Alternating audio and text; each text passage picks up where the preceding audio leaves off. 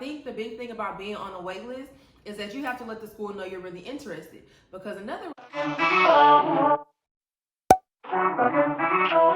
Hi guys, welcome back to my channel. So today's video is going to be part 3 of the short series about the law school application process. This video is going to be about how to get off of a wait list. So like I mentioned in my last video, I myself was waitlisted by 4 different schools. I did have intentions of trying to get off of Duke's waitlist, and then after just evaluating and then realizing that I don't really want to go through that stress, I decided not to try to get off of Duke's waitlist. But I have talked to a lot of people. I did do a lot of research, so I am just going to share some tips on basically what I would have done, and then also just some things that I think may help that I have heard. So if you're interested, don't forget to like, comment, subscribe, all of that, and then I'll go ahead and share the tips that I have. So basically, being waitlisted by a school means that they don't necessarily want to reject you, but they're not ready to accept you yet. So pretty much that could be because maybe your LSAT was too low, maybe your GPA was too low, maybe they just don't know if they have space for you yet. So it's not an instant rejection, but it's not pretty much that they're so confident in you that they're ready to let you in right now. So if you have an idea in your mind of why you were waitlisted, like let's say for instance that you know you were below their GPA median, or you know you were below their LSAT median, you have different options that you can take. So let's say that you're still in undergrad. You could of course try to get your GPA up. If you're about to graduate, you know you have that 1 semester left, try to increase your GPA and then make the school aware of that. If you have time and you've been waitlisted early enough, you could even try to take the LSAT again. That is an option that I see a lot of people do when they're waitlisted. Let's say you're waitlisted in like November, December, even January, even necessarily like February. You could still take the LSAT again in March or June even, because you could be taken off the wait list all the way up until like the 2nd or 3rd week of classes, I think. So you have that option. Just keep in mind though, you'll have to study again and then you'll have to pay for the LSAT again. And then also let me just tell you guys about like how you're notified that you're waitlisted. So some schools, when they waitlist you, they'll just send like a simple email saying, we're not ready to make a decision at this time. However, we would like to place you on our wait list. If there's anything else that you think we need to know, send us an email and let us know. Pretty much they're just saying like if anything changes in your life, if you get a new job, if you start volunteering more, if your GPA goes up, if your LSAT goes up, send us an email, let us know, update your resume, let us know. There's that one email. It's no specific action that they're asking for. They're just saying that you can keep them updated along the way. Another email that you may get, which I think is one that I got from Emory in Florida, pretty much was saying that I had to actually let them know that I wanted to stay on their wait list. So I think it was pretty much like, click on this link, fill out this form, let us know you still want to be on our wait list, and you have to let us know by this day, or we're going to assume that you don't want to be on the wait list. So that's another way they may, let you know you're waitlisted. I have also heard of others like asking you to actually write back like a short paragraph or like a letter saying that you want to be on the wait list and then telling them why they should keep you on the wait list. That didn't happen to me, but I have heard of some schools asking you to actually like respond back right then. But I would say for any of those ways that I mentioned that they may notify you, I would still suggest responding right back with an email, not like right back an hour later. Think on it, obviously, give it a day or two. But I would still suggest responding back and just saying something to the gist of, hi, thank you so much for making me aware or whatever. I appreciate being placed on the wait list. This is why I think I'm a good fit for the school. I will keep you guys updated throughout the summer. Just a quick email to let them know that you're interested and that you saw their email. Because I think the big thing about being on a wait list is that you have to let the school know you're really interested. Because another reason you may get waitlisted is because they may not think you're actually going to come if they let you in. So that can happen as well. So if you actually let them know like, hey, I am interested, I will actually move to this place, you have to let them know that. So keeping them updated is a good thing as well. Also keep in mind that some schools have like a priority wait list and then some schools have a regular wait list. So I think for Duke, they have a priority and then they have a regular. I was placed on just the regular wait list. From my understanding, I don't know, let me know down below if I'm not correct. But from my understanding with that, it means that if you're on the priority wait list that you may be let in before people on the regular wait list, but I don't know. And I'm sure that varies for each different school. But just keep in mind, sometimes there's priority, sometimes there's a regular wait list for schools as well. And then the one thing that I did actually do when I knew I was waitlisted is I did reach out to people for additional recommendations.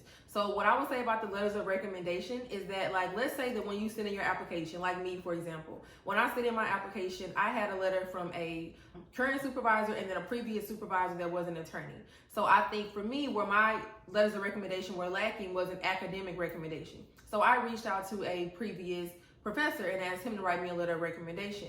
Let's say that you're on the opposite end of it, that you had 2 or 3 letters of academic recommendations, but then you didn't have anyone talking about how you gave back to the community, or you didn't have anyone talking about how you work with others. You could reach out to someone that you think can speak to that, because I think the big thing about being waitlist is that you want to fill in the gaps for them. So whatever you think will help them fill in the gaps and see you, whole or whatever, I would suggest reaching out to that person to write you an additional letter of recommendation. Another thing to keep in mind is, let's say that like the school only allowed like 4 letters of recommendation and you can't send anymore. If you do happen to know an alumni, you can reach out to that alumni and ask them to actually just call the school if they're willing to. That's something you can do as well, so keep that in mind. And then obviously another good thing that most people do when they're waitlisted is that they go visit the school, they go talk to admissions, they talk to professors, they talk to students, and then once they leave, they send like an email or a letter following up saying, hey, I talked to this person and they told me this about the school. That fits into what I want to do because et cetera, et cetera. Obviously doing right now, we can't visit schools, but if you watch this next year or the year after that, keep in mind that is something you can do once you've been waitlisted, is actually go visit a school, especially if you haven't visited before. And let's say that you're applying to a school where you actually like live and you haven't visited, that can look bad to the school because they're probably like, well, if you love this school so much, then why have you not visited before? So definitely try to go visit a school if you can. If you can't, then, just follow up with the other things that I mentioned. But if you can visit a school and actually have like face-to-face time with admissions, professors, whomever, I think that'll definitely help you as well.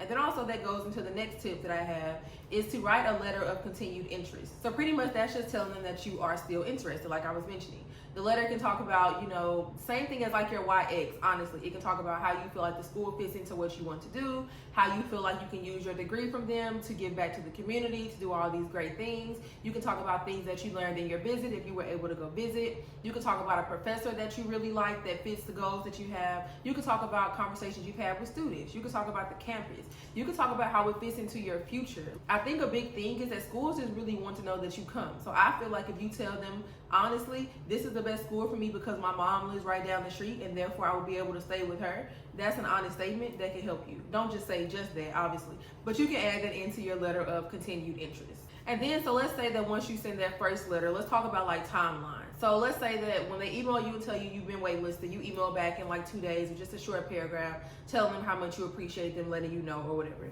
Then I would say like 3 weeks or a month later, that's when you send your first letter of continued interest. So let's say you get waitlisted in March. You send that follow-up quick email in March.